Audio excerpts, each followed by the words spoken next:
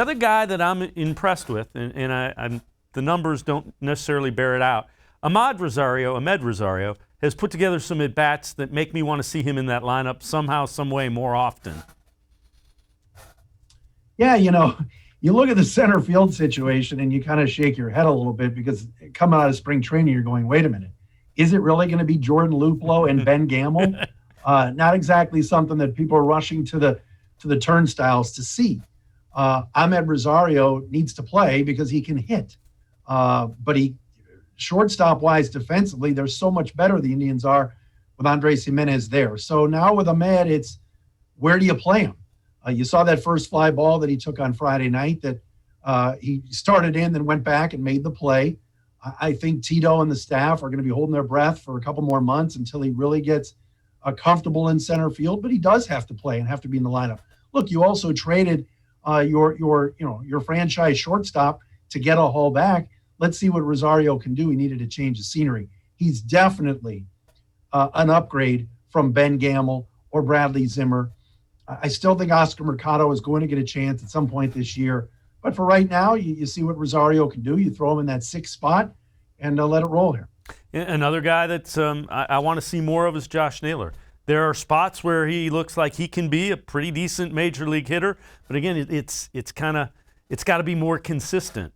And if you got to get two of those three guys, Reyes, Rosario, Amed Rosario, and Naylor hitting, then you can do something with those other three guys that we've mentioned.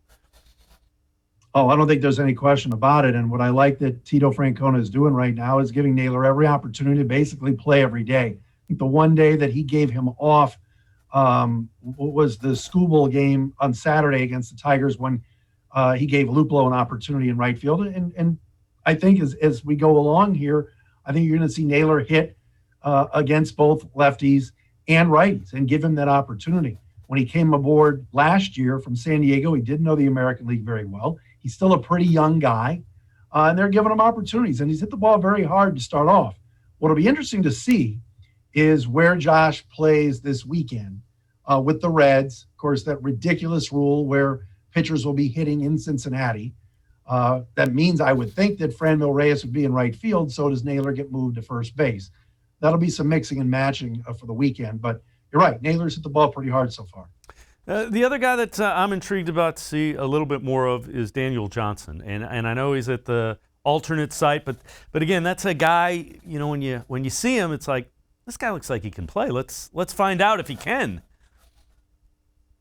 Yeah, and that's the big question. I mentioned Naylor moving to first base, at least for the weekend.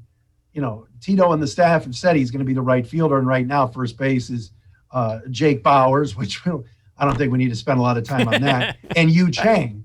So with that being said, what happens if Daniel Johnson, once minor league games start, continues to hit?